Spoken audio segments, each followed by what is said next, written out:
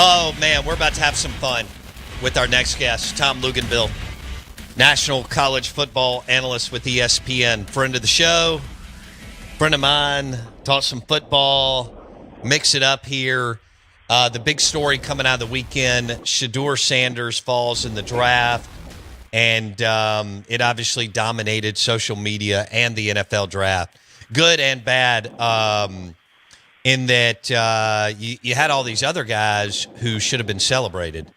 And I know they will be, but instead the focal point was Shedeur Sanders dropping.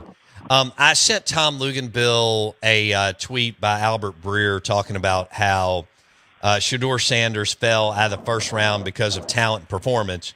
And then he walked you through what the NFL wants as a backup quarterback. Luginbill coached, played, started, Power 5 quarterback, been around pros, been in pro football, and so on. So, Tom Luginbill, what was your initial reaction? I mean, I think some people thought, yeah, Shedeur can fall to the second or third round. But as it all unfolded over the weekend and he was finally picked, what was your initial reaction to this, Luke's? Well, going into the draft, my reaction would not have been surprised at all if he didn't get taken in the first or second round, because I knew there were guys in the league that, number one, didn't have him on the board. Number two, certainly didn't have him as a first or second round draft choice. So that part of it did not surprise me at all. Now, let's not forget that as this unfolded and you started to see him continue to drop, we ignore the fact that Will Howard dropped coming off of a national championship. Quinn Ewers continued to drop coming off of 2 college football playoff appearances and helping to transform the Texas program. There were plenty of other guys out there, too, that fell into the same deal. The problem is, and I think this is where the storyline comes, is Shedeur Sanders was over-evaluated as a first-round draft choice. And you go back to, Deion Sanders and his initial tweets about, well, he's going to be a top 5 pick. He's going to be a top 5 pick. The problem is, in the NFL, nobody really believed that. And so the general public sees it on social media, and you watch him perform, and he's clearly the best player on the team outside of Travis Hunter. And you say, okay, this guy's got some stuff. And he does.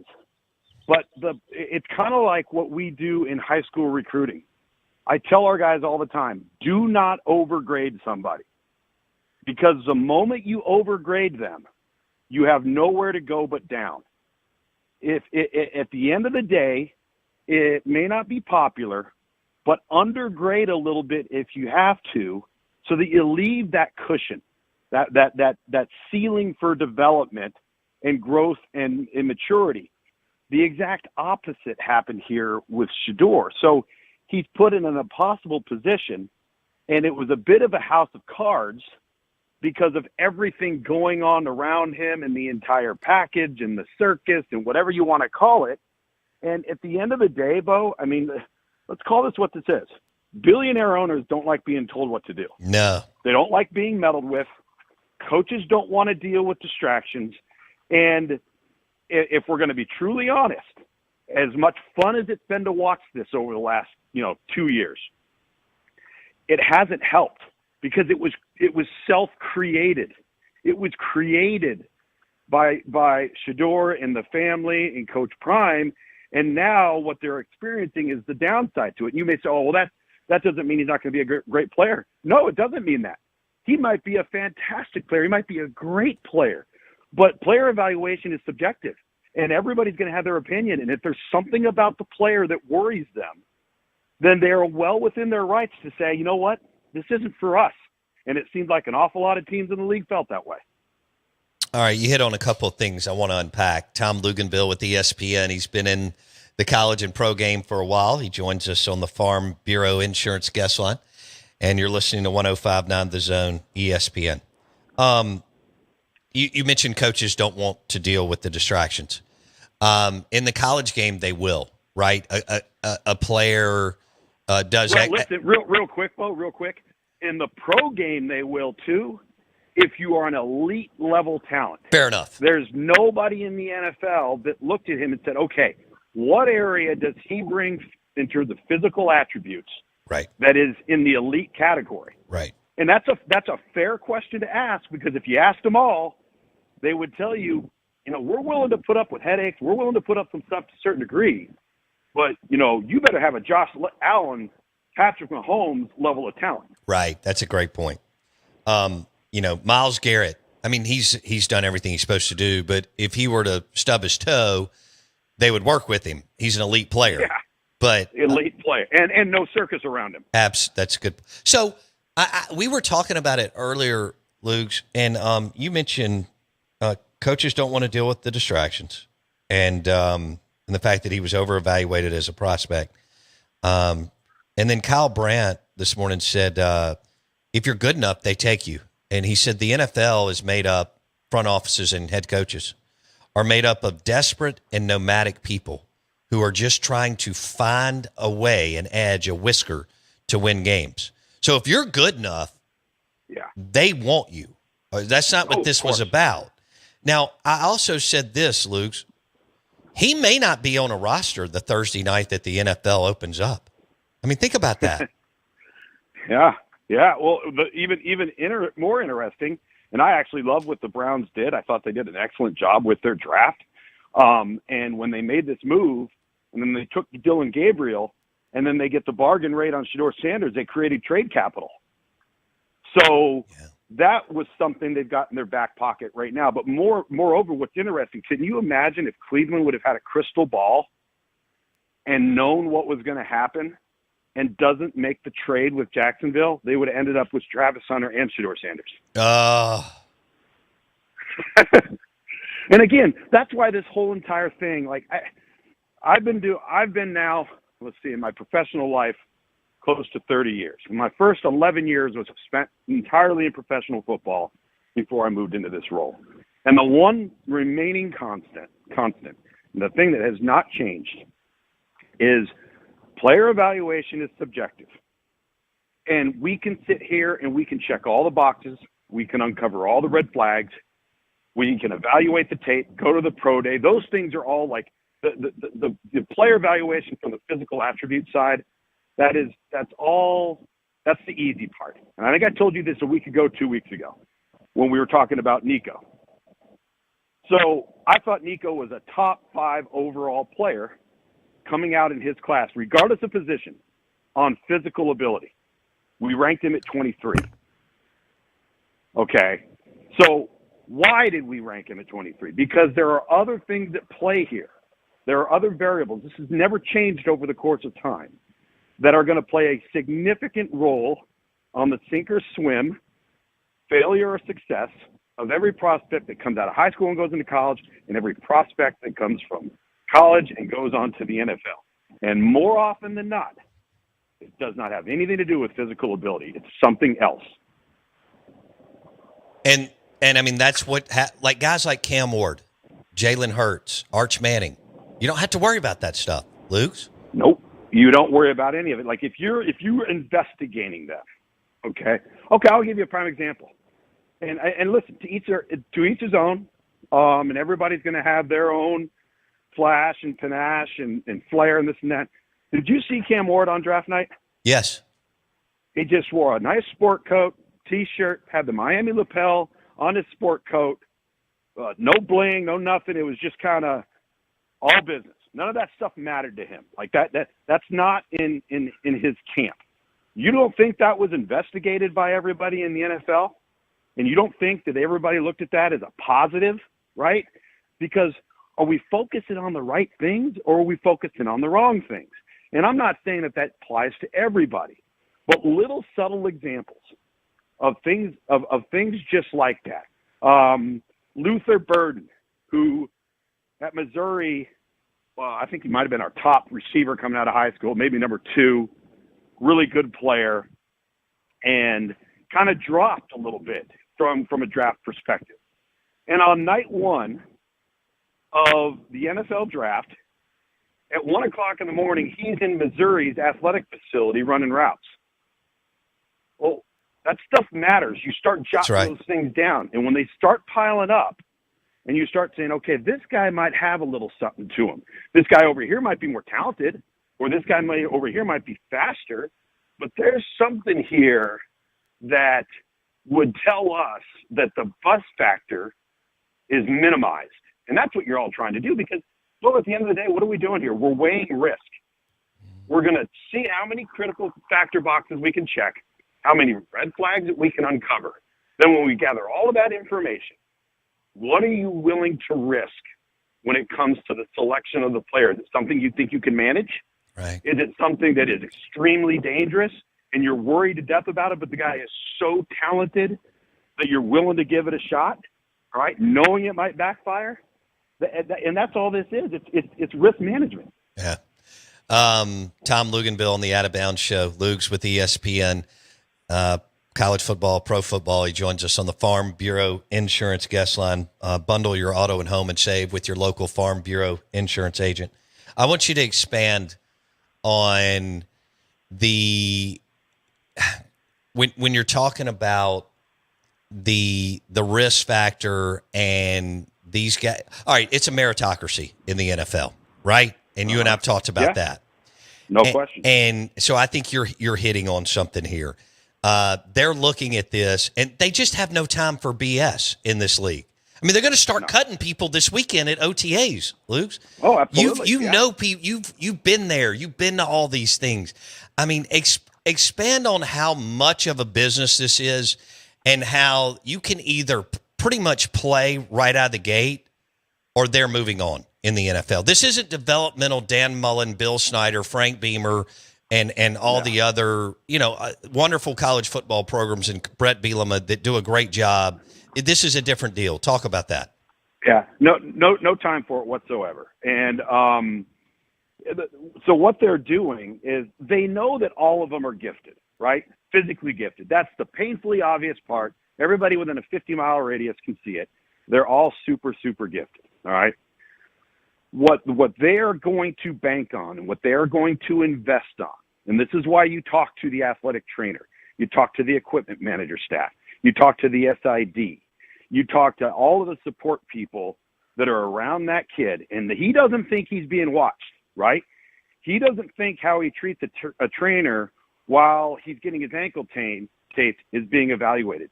He doesn't think that anybody is going to ask the equipment manager, hey, when this kid came and needed to trade out his shoes, what was his demeanor? Did he thank you? Did he say please? They don't think any of that stuff, right? So you're building a library. You're building a catalog of accountability and performance, work ethic, right? Discipline, self-discipline, off the field issues, off the field conduct, your support structure, the people you have around you. It's all being documented, right? And now you're going to sit there and say, okay, I got this guy over here who's really, really talented. I got this guy over here. He's more talented, all right? I mean, this guy is how you build it with a chemistry set in the lab. But the guy who's more talented is always late for meetings. The guy who's more talented, all right, doesn't show up to the training room when he's been dinged and missed practice. All right? The guy who is more talented isn't putting the time in on tape and is making mental errors in practice. Meanwhile, the guy over here doesn't do any of those things. And that's what separates the good from the great.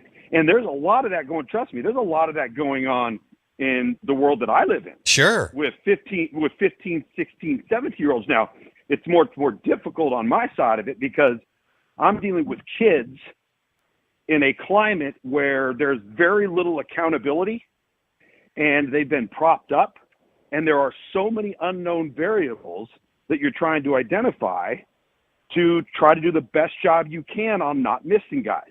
But with the NFL, and I've said this to you countless times on this show, give you an idea of just how difficult it is to do even at the NFL level. In the NFL, in the first round, you got 32 teams with a pick, and they're missing on close to 50% of them.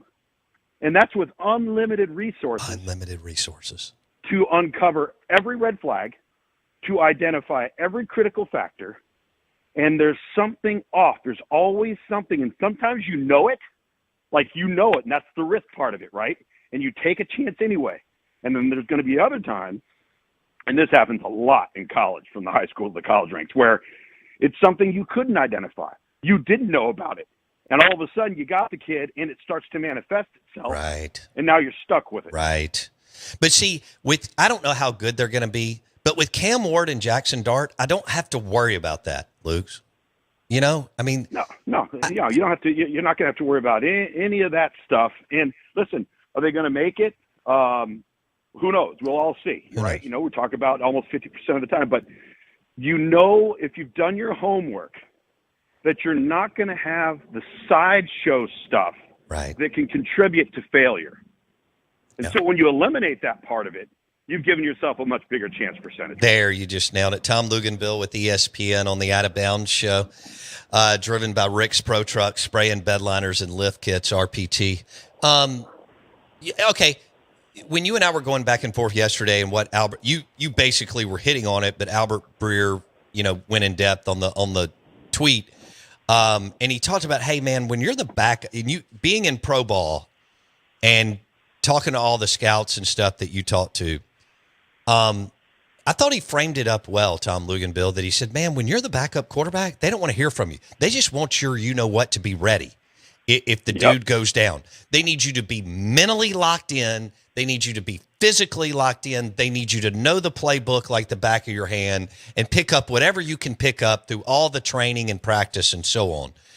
And you're not going to get that. I mean, he referenced Shedeur. He referenced Tim Tebow. He referenced Jay Cutler and Cam Newton. That either if you start off as a backup or you transition into a backup, they can't have any drama. For example, Gardner Minshew, he's going to do what he's supposed to do with the Kansas City Chiefs this year, Tom Luginbill. He is. Right. I mean, whatever Andy Reid asks him to do, he's going to do it. So that if Mahomes, you know, if he rolls an ankle and he's out for 2 weeks, he's going to give them an opportunity to win. Isn't that what they're looking for, bottom line, Tom? Yeah, and in the meantime, he's not going to be a locker room lawyer. He's not going to be a distraction, right? And that's the other component to this. And I think that, you know, you get worried about, you know, all the talk about, you know, Coach Prime and Shedeur and what took place over the last, you know, 4 days. I don't know if you saw, I think there was a statement that Deion Sanders put out. It might have been yesterday, last night, maybe this morning, about him, I guess, potentially would like to sit in on the first meeting with Cleveland that Shedeur has with their coaching staff. There's something, you can look it up. There's something out there. But if there's truth and validity to that in and of itself right there is why the last 4 days happened. Oh, my God. Do you look, he's one of the top 5 DBs of all time. We all know how talented he is. I might say top 2. There, and I wouldn't argue that. Do you think he finally understands? And he has been way more successful than I thought he would be as a head coach at Jackson State in Colorado. Tip of the cap. But my God, Luke, do you think he understands today what he did leading up to this past weekend? That's prime. Well, I just think he is who he is, and you got to respect and appreciate that. He apologizes for nothing and to no one. That's fine. I get that. That's that supreme confidence. But with that is probably going to come a lack of accountability. Like, they're never going to look at this and say, well, we're to blame for this. Well, kind of are. You know, this whole entire persona and everything that's gone on around it, it wasn't created by Colorado. It wasn't created by Jackson State.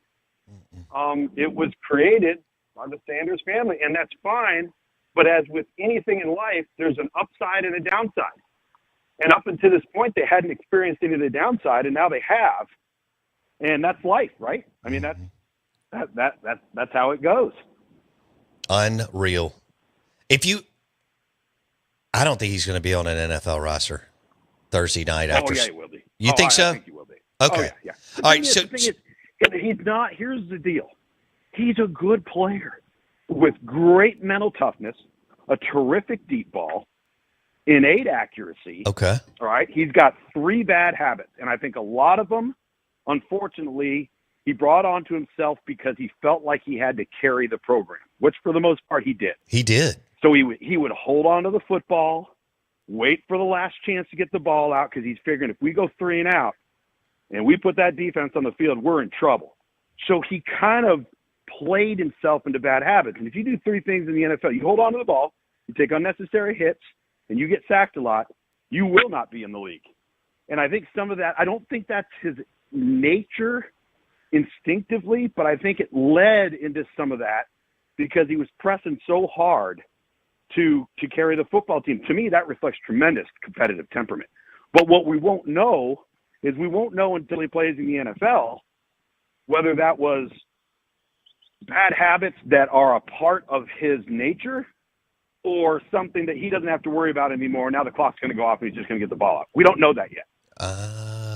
Okay, so you feel like he'll either be on the Browns roster or another roster for this year? Yeah, and listen, we don't know what's going to happen with Dylan Gabriel.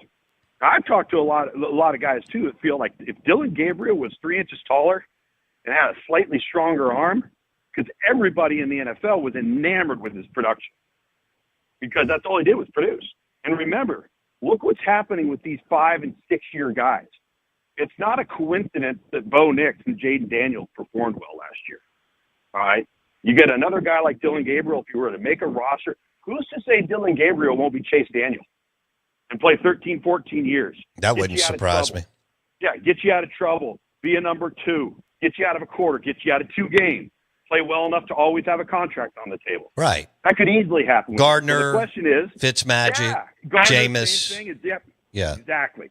Because the position is so hard to play that if anybody shows any inkling of being able to get you out of trouble, you're going to be a reserve for a long time. So who's to say that's not Dylan Gabriel? Now, what I'm going to be interested to see, because that is the funkiest quarterback room outside of the New York Giants in the NFL. Right? So it really is. Like, what I want Shedeur to do is come in and just play. Right. Don't worry about any of the other stuff. Don't talk about it. Don't acknowledge it. Don't, like you said, don't open your mouth aside from acknowledging the coach with yes, sir, no, sir. How do I get to this? How do I get to that? And play, because what's going to happen is you're going to have limited reps. And so of those limited reps, you got to make the most of them. I've never seen that clip from Tom Brady when he talks about, I got 2 reps and I went in the coach and I at Michigan complained. Yeah. And then he goes, make the best of those 2. And then I did that for a couple weeks. Next thing you know, I was getting 4. I got to make the best out of those 4. And that's the mode of operation for Shedeur. Love it. Hey, thanks, Tom Luginbill. We appreciate you. You bet. Take care. Lugs joined us on the Out of Bounds show, brought to you by Independent Roofing Systems, the #1 commercial industrial roofing company in Mississippi. Their work and projects completed speak for itself. Roofing.ms, done right the first time, powered by Independent Roofing Systems. Lunch today brought to you by Aplos in the Renaissance, amazing gyros, and the Lebanese rolls, and the pita mas, all at Aplos.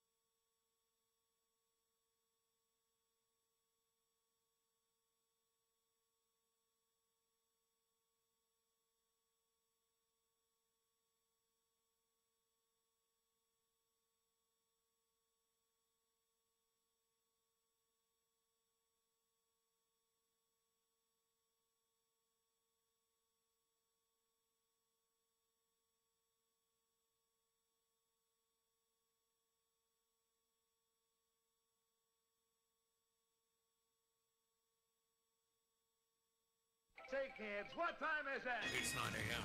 and this ain't no K show. It's the Out of Bounds Show with Bo Bounds. On aboard! As Mississippi's #1 morning show rolls on the Zone 105.9 and online at thezone1059.com.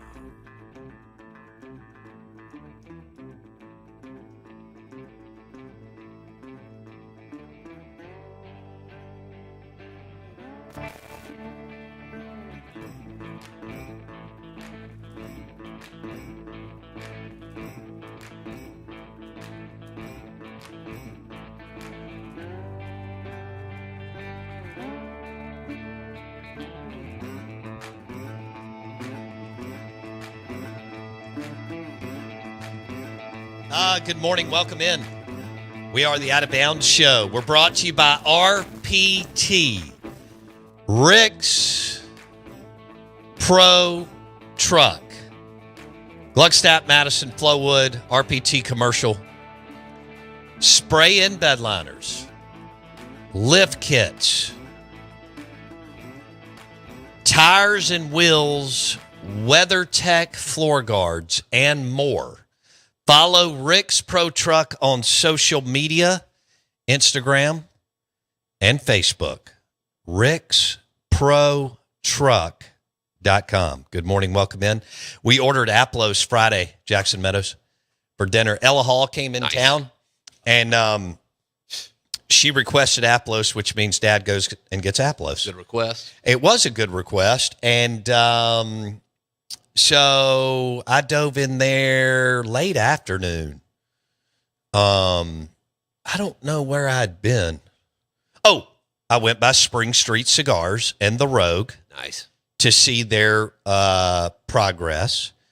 Plus, Luke's got some Martin Dingham shoes at the Rogue that are insane how good looking they are. And I got a Jack Victor sport. I needed to upgrade my sport coats bad. I got several things going on coming up. And so I was getting a little thin there and got a Jack Victor sport coat. You know, I'm actually on the Rogue social media. Nice. Doing what? I mean, they were desperate. Clearly. But, right. So the Jack Victor rep was in town, and it just shows him putting a sport coat on me on the Rogue. Right. If you go to their Instagram, Rogue Men's Store does a lot on their Instagram. If you go there, I'm putting on a sport coat, which is pretty epic, I think. Anyway, and I'm not even talking, which is even better. The lady just put some cool music behind it. So that was... Yeah, they probably love that. Yeah.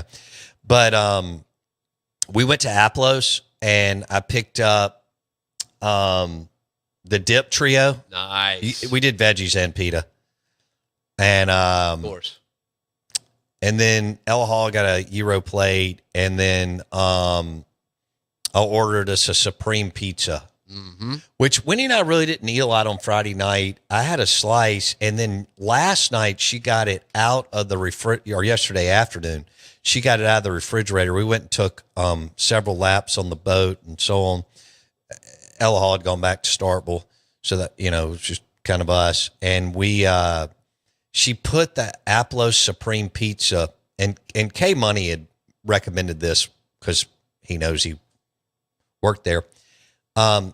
She put it in the oven because when you heat a pizza back up in the microwave, it just gets crappy and soggy. No. If you'll just take a few minutes, heat it up in the oven, and then we had some Saladays salad, which is local, and she put together a salad. Pizza and salad on a Sunday night. That's it. Aplos pizza and Saladay salad. I'm in. Yeah, I mean, while you were doing that, I was over eating pizza at the station. That's fantastic pizza too. I mean, God, I don't know how you don't understand how many times I've eaten that barbecue chicken pizza in the past. Good for you. Since you got it, since we did the remote over there, and I went over there and picked it up that one day. Yeah, 6 times probably. Good. I mean, it's a weekly thing now. Okay. It's barbecue chicken's hidden. I gotta. Whoops! Almost messed. I gotta branch out. Yeah. I don't know where to go though. Okay. So I need. Well, I think you need to try. Well, the margarita. Some other things. Next. Mackenzie wants some veggies, margarita pizza. That may not be. I mean, I love that. That may not be your thing. It's not my thing. So it can't be. No way. Go with something else. Just don't stay with the barbecue pizza. Oh, it's so good though. Yeah, but you want to try other things on the menu. I do. I need to work through it. All right. And I also didn't realize how many things were on that menu. Can I tell you what else I did on Saturday? Hit me. I went to Ella Hall, requested crawfish. I went to Mudbugs. Saw everybody I know. There is something about Mudbugs on Saturday. Everybody was there. And everybody's wearing their gear, which is awesome. Okay? I mean, I walk in, I see my buddy Steve Munn, Arkansas Razorback. I see Mississippi State hats and shirts. I see Ole Miss hats and shirts. It's like college gear everywhere, and then unbelievable crawfish and shrimp. So I got to go order. Okay. And we put it out on the deck by the water, and it was excellent. Man, that's it. Isn't that lit? That is. That's the very definition of. Yeah. I mean, so just you and Wendy at this point?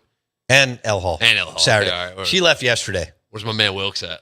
He stayed up in Starkville. He's not going to miss. If there is a social function, oh my God, Wilkes is not going to miss. They're in party season. Well, it's every weekend now in Starkville and Oxford. Every single weekend there is something. Now, that's also good for the town. Yeah. You know what I'm saying? Kids staying in on. I mean, we did too, but you had, and that's okay. You had people who left.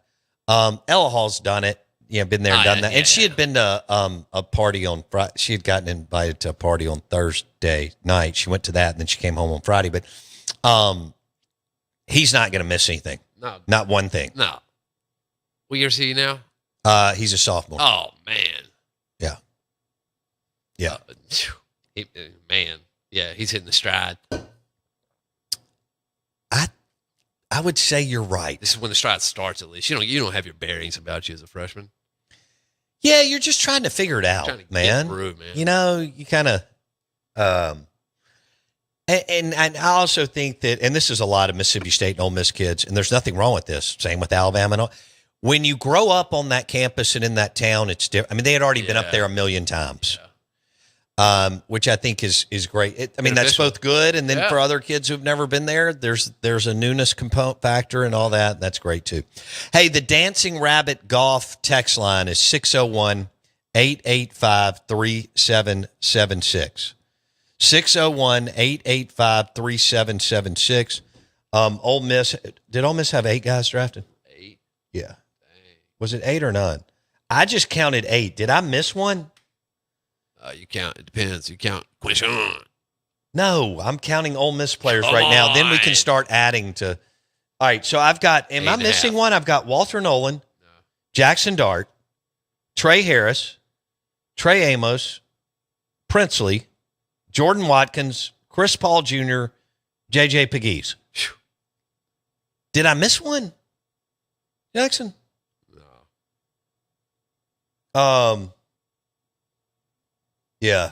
That's it, right? That's it. So 8.5. Give him the half. They're okay. Land Rebel says that's all of them. Okay, another Ole Miss listener said that I missed one earlier, and I didn't.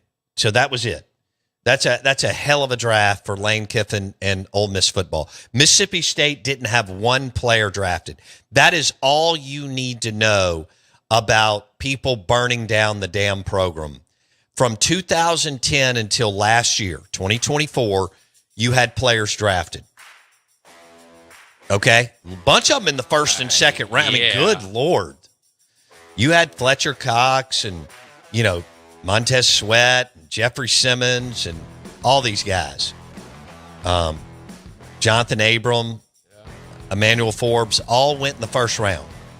And then you had a bunch of second, third, and fourths. I mean, Dak went in the fourth, which was amazing. He should have been a top 15 pick. And even with the DUI, should have been early second round. But anyway, Sun Devil Macy turns 40 tomorrow. One of our listeners, Jackson. Big 4-0. He says he's hitting his stride now. And never stop striding. I love it. Hey, we're dropping some unbelievable audio by Kyle Brandt on Shedeur Sanders coming up next.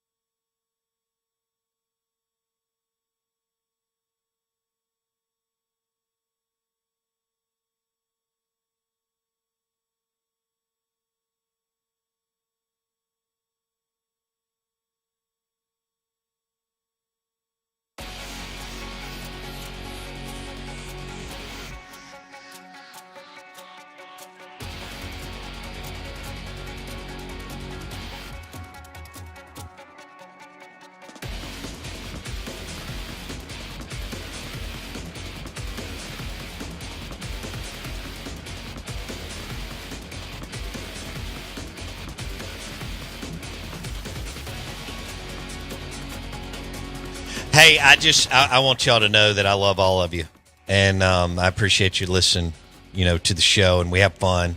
I have fun. I hope you have fun. This is Sports Talk Radio. It's sports and good food and wings on the grill and local restaurants that you love, and those like this weekend, double decker and a 3-game series in Oxford. You went to the places that you love. You like a certain place to go get beer or to go get wine or to go get a burger or sliders or quesadilla. But I do think we got a little bit, and we do this as humans, got a little bit on our high horse about the Shedeur Sanders thing, because I love all of you, but y'all have rooted for people with massive baggage and who have done a number of things. I mean, I'm just letting you know. So I understand that Prime's a crazy, although talented, Deion Sanders is a crazy man. He didn't handle any of this right. And I do have I'm a parent, and, I don't, as a parent, you don't hit on everything. You know what I'm saying? You feel like, hey, you're trying to do everything you can for your kids and so on and so forth. I mean, this is an extreme case of travel ball dad, right? And it worked out, and then it didn't work out. Right. And when it doesn't work out, it's a bad deal. But look, all of you have pulled for your teams, and y'all have had hot messes left and right. I mean, on campuses at Georgia and Bama and Ole Miss and Mississippi State and Auburn and many others, there have been all kinds of sweep that under the rug, this happened, kids beat the hell out of somebody, almost, this happened, drugs, whatever. So we like to pick and choose, especially as sports fans. Do y'all agree with that? And yes, my theory still holds up. Travel ball is the portal, because kids are now on 5 or 6 different teams from 5 years old to 15 years old, and that's what the portal is. And once travel ball, that got to be okay, well, I'm going to hop over to this team in soccer. I'm going to hop over to this team in softball. I'm going to hop over to this team in baseball. And I'm going to hop over to this team in AAU hoops. Once that happened and that was okay, and then you keep well, this team's better. Well, I don't like the direction of this team. Travel ball is the portal. We were the first one to say it. We're live in the Bank Plus studio, Out of Bounds, 105.9 The Zone, ESPN. And I'm great with travel ball. Me too. I'm okay. It drives the players that I cover. I'm fine with it. It's a necessary evil. I get it. Well, that's what Ben McDonald said, and he's had one of the top been affiliated or involved with one of the top travel ball teams, coming out of Baton Rouge, and that LSU monster and that South Louisiana blood and that South Louisiana talent. And I mean, it's insane. But anyway, I just thought I'd throw that out. This is Kyle Brandt. Good Morning Football. I thought he framed up the weekend and the biggest story in that Shedeur Sanders fell to the 5th round in the NFL draft. And this went from a football story to a drunken media story. It became one of these seismic media rodeos where you can sit there and watch people that you've followed for years say things that they don't believe. Or at best, they were saying from some emotional place where they were so unhinged and off the reservation. I mean, I'm hearing things like conspiracy, collusion. What are you talking about? Do you know that video of you saying that to your phone? You know it's going out to the public, right? Aren't you embarrassed? Or are you just that happy to see the engagement being churned out by people clicking on the video of a circus clown screaming conspiracy theories? Do you not think that if one team thought Shedeur Sanders would help them win one more game than the other guy, that they wouldn't immediately draft him? They would. I promise you. These coaches, these GMs are obsessed. desperate, nomadic people who just want to win games and not move their families to another city after they're fired. It has become this whole thing one of these media events where the public discourse is so off-putting that it makes fans root against Shedeur just because they're so turned off by the way media members are screaming about him. It's sad and it's stupid. And when something is this far gone, like this story has been onto planet Mars, this far into the ether, this so reckless in the commentary, you got to search for some simple truths, just a few simple footholds, okay? And here's where I come out. No teams loved Shedeur in the draft. Nobody loved him as a player. If anybody loved him, they would have drafted him way earlier. Maybe some liked him, but nobody loved him. And I think that if you were drafting a player, a guy who'd not be a starter, later rounds, you're not drafting this quarterback to be a starter, you're bringing him as a backup, I suspect that some teams didn't want the extra things that accompanied Shedeur. They didn't want the attention for a backup quarterback, the media for a backup quarterback, the huge megaphone that backup quarterback's father possesses and is not afraid to use. A starter? Sure, why not? We'll put up with it. But we don't love him as a player, so we're not going to draft him in round after round after round because all the other stuff for a backup, the juice is not worth the squeeze. I don't know if that is a bat bleep insane enough take to keep up with all the front runners talking about Shedeur right now, but that's my only practical reaction to what happened.